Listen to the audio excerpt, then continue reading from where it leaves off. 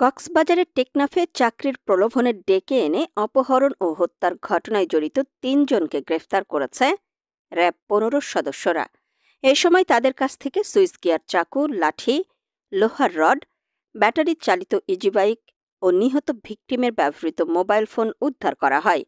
গ্রেফতারকৃতরা হলেন টেকনাফ নতুন পল্লানপাড়ার মোহাম্মদ ইসলামের ছেলে মোহাম্মদ ইয়াসিন ওরফে সাইফুল, একই এলাকার সৈয়দ করিমের ছেলে মোহাম্মদ ইয়াসিন ওরফে কালু এবং নজির আহমদের ছেলে শাহাবুদ্দিন। র‍্যাব ১৫ কক্সবাজার ক্যাম্পের অধিনায়ক লেফটেন্যান্ট কর্নেল মাহমুদ কামরুল হাসান এক প্রেস বিজ্ঞপ্তির মাধ্যমে এসব তথ্য জানান।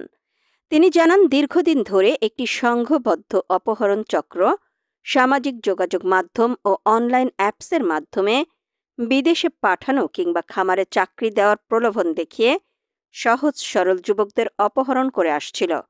এরই ধারাবাহিকতায় রাঙামাটির সুজন চাকমাকে চাকরির প্রলোভনে টেকনাফের ডেকে আনে চক্রটি। গত ৩০ আগস্ট সকালে শাপলা চত্বর থেকে তাকে ইজিবাইকে নিয়ে যায় অপহরণকারীরা। পরে ৬ লাখ টাকা মুক্তিপণ দাবি করে। নির্যাতনে তার শারীরিক অবস্থা গুরুতর হলেও ৩১ আগস্ট রাতে তাকে মুমূর্ষু অবস্থায় শাপলা চত্বরে ফেলে পালিয়ে যায় অপহরণকারীরা। এর পরদিন ভোরে চিকিৎসাধীন অবস্থায় মারা যান সুজন চাকমা। তিনি আরও জানান, এ ঘটনায় টেকনাফ মডেল থানায় একটি হত্যা মামলা দায়ের করা হয়। পরে র‍্যাব ১৫ গোয়েন্দা তৎপরতায় টেকনাফের নতুন পল্লানপাড়া থেকে ৩ জনকে গ্রেফতার করা হয়। গ্রেফতারকৃতরা প্রাথমিক জিজ্ঞাসাবাদে অপহরণ চক্রের সঙ্গে তাদের সম্পৃক্ততার কথা স্বীকার করেন। র‍্যাব জানায়, এ চক্রের মূল হোতা আয়াতুল্লাহ এখনও পলাতক।